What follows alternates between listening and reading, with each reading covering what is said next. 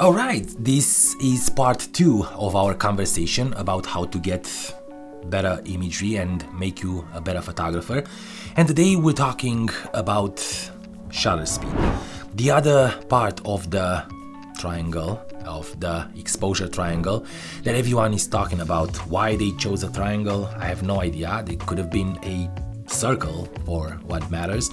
But it's a triangle, so we're gonna work with it. Hey, what is good everyone, Chris here, welcome back to the channel, and today we're talking about the shutter speed. That's even more complicated. Or maybe not. Well, the shutter speed is the amount of time that the light hits the sensor on your camera. And that is controlled on your camera, not on the lens like the aperture.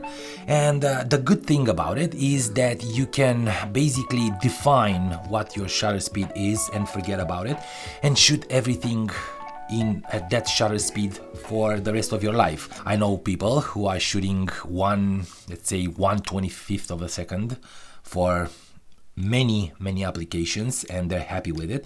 I know people who are changing the shutter speed very often because that's how I'm controlling my creativity and that's how I'm controlling the light and that's how I feel that I am creative, changing this shutter speed and the aperture. But how exactly should you take shutter speed? Well, you probably noticed that your camera has all kinds of values in terms of shutter speed, 1 over something or under 1. That means when you're above 1, the 1 second, it's split in as many numerals as it has after that. 1 over 15 means 15ths of a second, 1 over 100 means 100th of a second, and 1 over 8,000 means 8,000ths of a second. That means the light hits your sensor at 1 over 8,000 of a second, so it's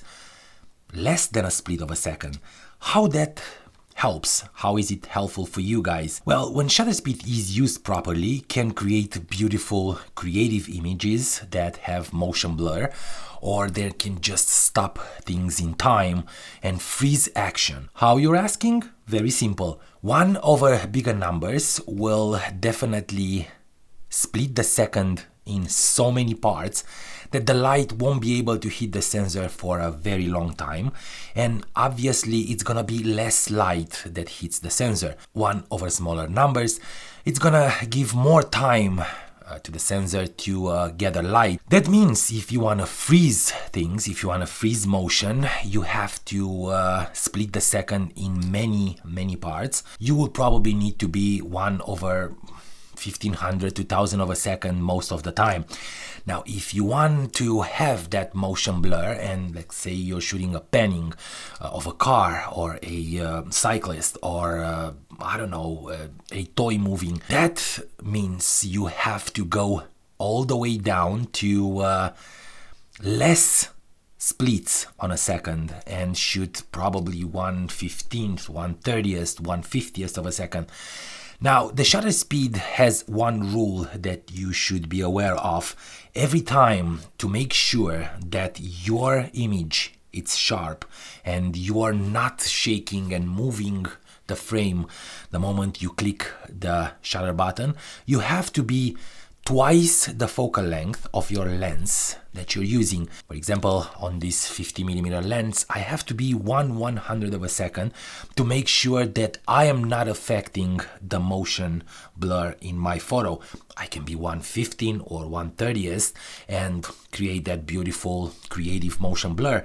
But if I want a sharper image that freezes in time, I need to be at least twice the focal length of my lens, and this is the only rule. Other than that, you can play with your shutter speeds per your heart content and change the things and experiment and create motion blur and freeze action, even fast action, like for example a hummingbird, and that is great. You don't have to stick with one shutter speed. Let's recap a little bit.